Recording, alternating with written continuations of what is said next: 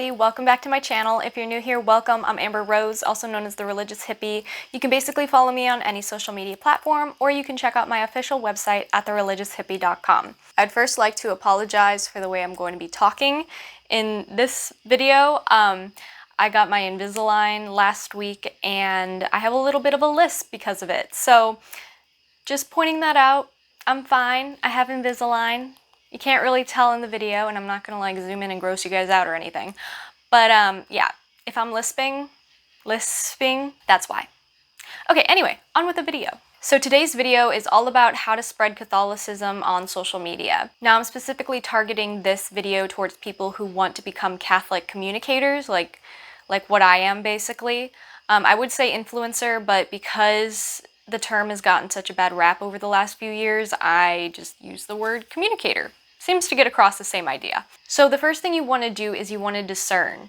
Is this something that God is actually calling you to, or do you just want to do it because you see other people doing it like me, or maybe your friends are doing it, or you just think it's really cool? The first and foremost thing we need to understand is that being a Catholic communicator is not easy. The amount of hate we get on a daily basis and trying to stay on task and schedules for algorithms, it can be exhausting, and people don't really see it that way because all they see is the fruit of what you make. They don't really see the behind the scenes type of thing. Again, I apologize for my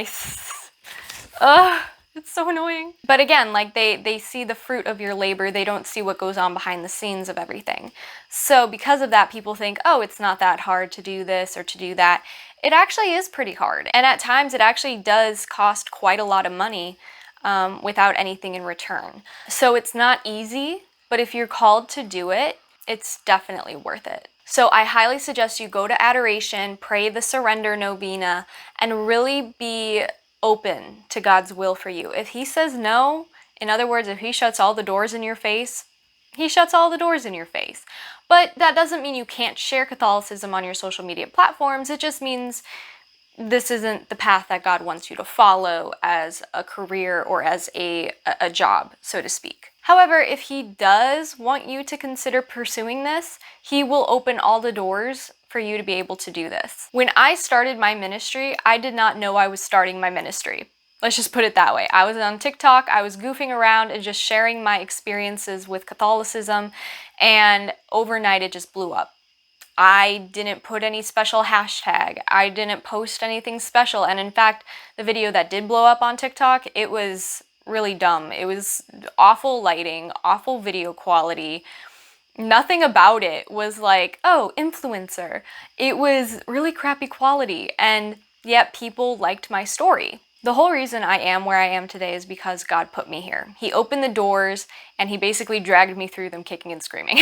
That doesn't mean I don't love what I do, and I didn't love it, but I had to overcome so many struggles. I had to overcome pride, something we all struggle with, and I do still struggle with. I'm not perfect. I do still struggle with that quite a bit. I had to overcome sloth. I actually had to stay on a schedule. I had to do things. And I had to be resourceful. I had to be knowledgeable about the faith, and so it forced me into my faith even more to start answering people's questions that they had. And the more I learned about the faith, the more I grew in it, the more I loved it. So in reality, I have God to thank for all of this. Everything. My life, my ministry, and it's consecrated to Our Lady, of course. It's a little consecration prayer. But honestly, my ministry is all due to God. And yes, I do put in a lot of hard work with content and editing, making sure that it is good for you guys, that I do a lot of research into a certain topic before I talk to you guys about it. And I'm not perfect. There are still some things that I slipped up on back in the day, yet I still keep those videos up because even though I slipped up once or twice, there's still a lot of good information in those videos. So just know that I was a noob back then, if you go back and watch any of my old videos, and I'm so sorry for the cringe that you guys had to go through for like a whole year. It was really bad. But basically, God opened the doors for all of this to happen, and I didn't know what was happening 90% of the time. I was just like, okay, God, I guess we're doing this now, and I guess we're not doing that anymore, and I got banned on TikTok, and now we're doing this. And you know what? Most of the time, I still don't know what's going on. So this is basically his ministry. I'm just a tool in his hands. But make sure you discern, because I know so many Catholic content creators who started it, like started this ministry. They had people really hooked onto it. They were just like, oh my gosh, this is such good content and I'm learning so much from them. And then poof, they're gone. They no longer do it because they realize that it's actually not what God was calling them to. And that's okay. But if you discern in the beginning, you'll be able to understand ahead of time whether or not you are cut out for being a Catholic communicator. So if God does say yes, if he says no, you can still post about Catholicism on your stuff. It doesn't matter. But if he says yes, and you are cut out for being a Catholic communicator, come up with a structured schedule for posting. When will you post? What days will you post? Is there a certain time you're going to post? And when will you not post? It's really important that we set up boundaries with social media automatically, because the more likes you get, the more addicted to social media you get because it becomes your job in a way, from my own experience. The more our boundaries with social media tend to waver, and we're like, oh, just one more hour on social media, or, oh, I've already posted 15 times today, but I'm going to post once more. My producer gets on me about that all the time. He's like, dude, you posted so much today. I'm like, I know. And that's how you know. You need an intervention. Don't be like me, kids. Stop while you're ahead. Next up, what will you talk about? What's your topic? Are you going to be more like an apologetics account, a personal testimony? Are you going to be pro-life and Catholic account?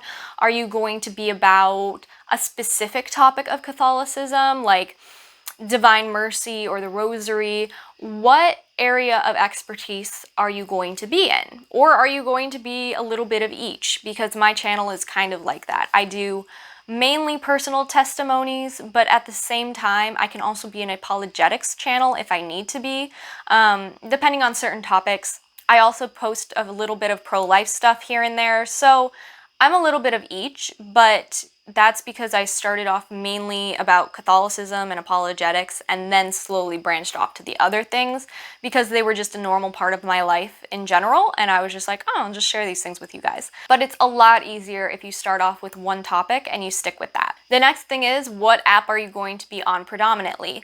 So I'm predominantly on Instagram. I have about 50,000 followers on Instagram. I have around 21,000 followers on YouTube. I did have over 100,000 on TikTok before TikTok banned me because, you know, they just hated my snake so much. You guys can watch that video. I'll link it here, down, and whatever. So if you're more into photos and videos, you should probably go to Instagram first.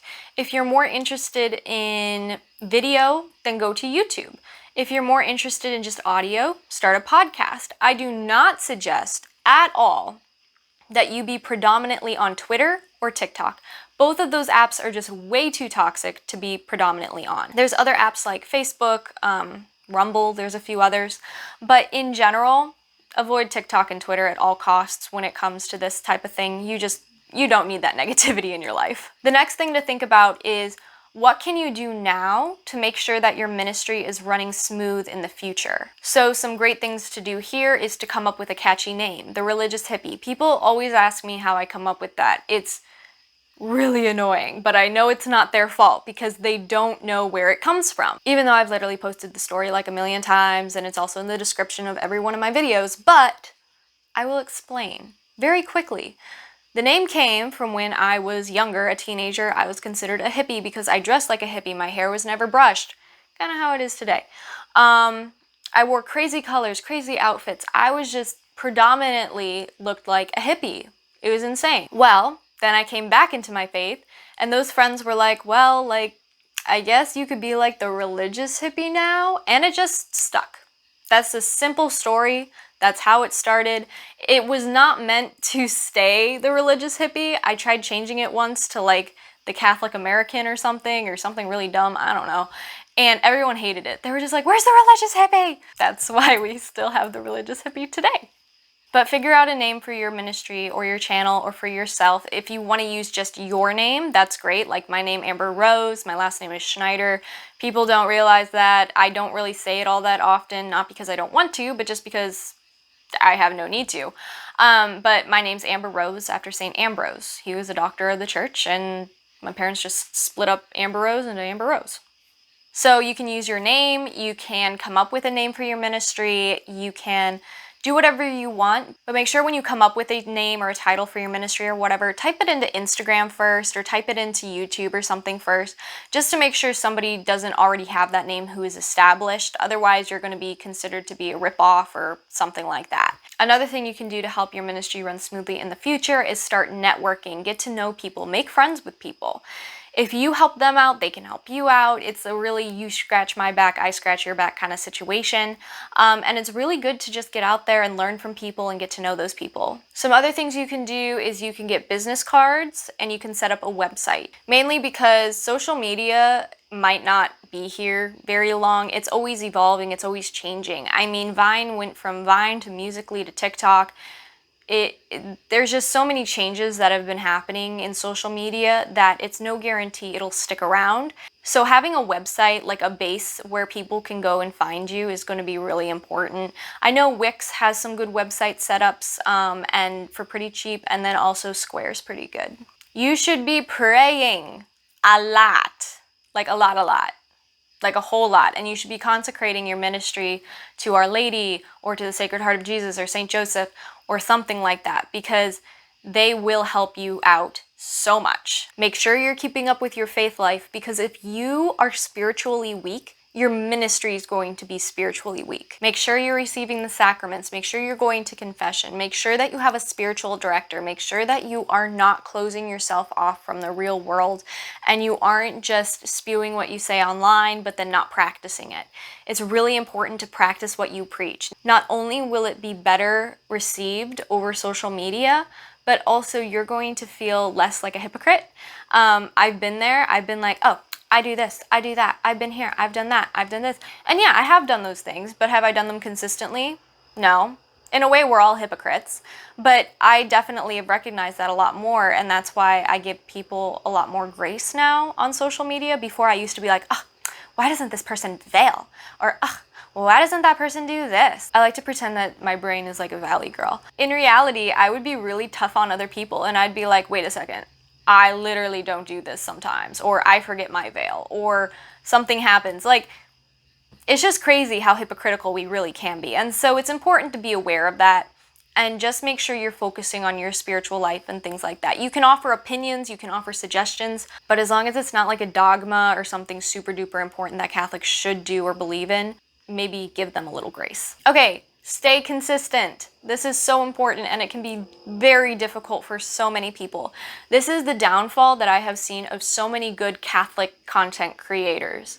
They start their ministry, they feel called to it, they feel like they're on top of the world for a little while, and then they get off of their consistency. Something happens, they don't have any backup videos, they didn't film in bulk, they didn't prepare for something to happen, and all of a sudden they're off their algorithm. They don't know what to talk about. They're kind of caught in a rut of, I don't know what to talk about. I don't know what to post about. I don't know what to caption this. So avoid that. If you say you're going to post a video every Thursday at 7 p.m., post a video every Thursday at 7 p.m. In my earlier videos, I kind of struggled with this. I've been debating what days to post videos on, and I finally settled on Tuesday at 1:15. For some reason, that time is just working out very well for me personally, but pick a time, pick a day, and stick to it. A good way to stay consistent is to bulk your videos, your captions, and your pictures. You can do this by just writing a whole bunch out. Sometimes mine are literally spare the moment where I'm like, wow, like I had this amazing experience in adoration. I need to talk to people about it. The only reason you have those bulk videos or captions or pictures there is in case you run out of something on the spot. So let's say that you are uploading a video every week to YouTube. You should always be filming 2 videos a week then. So you always have a backup one and you already have one ready to go. Now, a slip up here and there is not a huge deal. It's happened to me. I've gotten sick where I'm literally like out for a week and I wasn't able to get an extra, video in or something. But missing a day or two is not going to kill anybody. The issue is when your inconsistency becomes consistent, where you start being inconsistent so often, people aren't sure when your videos are coming out anymore, and they kind of lose interest because of the fact that they're not sure when your videos are coming out, what time. Sometimes it's a month, sometimes it's a week, sometimes it's every day. Like, it's really hard for people to connect with you if you're inconsistent. Also make your intros and outros somewhat consistent. You guys already know my intro. Hey guys, welcome back to my channel. If you're new here, welcome. I'm Amber Rose, also known as the Religious Hippie. Blah, blah, blah, blah, blah, blah, blah. You guys get the point. My outro is also pretty consistent. I'm like, I'll talk to you guys in the next video. Bye. And then my outro plays. So come up with an intro and an outro that's fairly consistent, a greeting that is fairly consistent and rememberable. The next thing I want you guys to know is that you do not need expensive equipment. I literally film on my phone and I use DaVinci Resolve. It's a free editing software and it's super simple. It's perfect for what I need. If you do want to invest in some equipment, invest in good ring lights. I have 3. I have 2 baby ones on this side, and then I have a main one here. I'll link them below in the description for you guys. Invest in a phone with good camera quality for pictures, videos, and then also invest in a good microphone. I can also link this one below for you guys in the description if you want. Otherwise, you guys can just do whatever you want. Make sure that the microphone is compatible with your phone charger because that's where it plugs into. Or you can even invest in a good voiceover microphone. Totally up to you and what kind of content you're going to be doing. And the last thing I'm going to say to you guys is to learn from people. I learned a lot about how to talk to a camera by watching other people do it. I learned about how to position my camera by watching other people do it. I learned about what my background should look like or be like in order to be appeasing to people while they're watching my video because I watched other people do it. So learn from people, learn from how they have their backgrounds, look at what videos you like, and see how their background's set up, see how they interact with the audience, see what kind of things they do, how they move their hands. You know, just figure out and take notes of things you notice in other people's videos. Also be aware of how they dress, how their hair looks, what their makeup looks like. I'm gonna be honest, this is a no-judge channel in the sense of what you look like. Sometimes I literally look like a rat that came straight out of a sewer. Other times I look like this, and other times I look completely glammed up. There's literally no in between for me on this channel. You guys have seen me each and every way. I'm not proud of it, but like I'm just really inconsistent with my looks. If you guys go all the way back to some of my very first videos, first of all, I'm so sorry that you have to experience that cringe. Second of all, you can see that my video, my camera was way too zoomed into my face. The audio quality was really bad. Lighting was horrible. It was really cringy. I'm so sorry, guys. I have no idea how you guys followed me from there to what my channel is today, but for those of you who have stuck with me, thank you. And I think that's just proof that that's what God called me to, because otherwise I have no idea how my channel survived at all. It was really bad. So learn from my mistakes. Don't be cringy. But again, the main takeaway from this is make sure that you are discerning it and it's not just something you're doing because your friends are doing it or because you want to do it. I mean, obviously we should want to spread Catholicism on each and every platform to all 4 corners of the world, but we really need to be called to it because it's not easy. We get a lot of hate, we get a lot of death threats, we get a lot of bad emails, we get a lot of stalkers. I've had a stalker for a while, a few of them actually. It's just not for the faint of heart. So make sure that you are aware of that because we will be attacked for our faith. And if you aren't prepared for dealing with the haters or dealing with death threats and comments and this and that and constantly being pulled every which way, I need a prayer request, I need to talk to you about this, I need that. You really need to set boundaries with people. You really need to set boundaries with social media. You just need to prepare yourself mentally because it is exhausting at times. And so just make sure you're prepared for that. That's all I have to say. And you know, if you aren't prepared for that, and you can acknowledge that and you're going to be like, I'm going to either step away and prepare myself for this for the future, or I know God's not calling me to this, so I'm just not going to pursue it at all, but I am going to still share Catholicism on my page. Great. You know, that's a real sign of maturity, and I personally respect that. I hope this video was helpful for you guys. Sorry it was all over the place, and again, sorry about my lisp. But we're going to have straight teeth now. And for those who are going to say, oh my gosh, you had straight teeth before. No, my teeth, so this is the front of my teeth were like this. So it was like narrow here, like in the center of like my teeth, and then my molars were pretty wide, and then my front teeth were getting kind of squished. And so it was causing me quite a bit of pain in the front here. And so they're just spacing them out a little bit to give me more room. And So that's the reason. Not like anybody asked, but I know I was going to have somebody in my comments that was like, what? You had straight teeth already. I know. But they were causing me pain, and they weren't really that straight. You just could never really see my bottom tooth. Little snaggle tooth. Okay, I'm done talking. I'm going to go to bed. I love you guys. I hope this video helped you. Bye!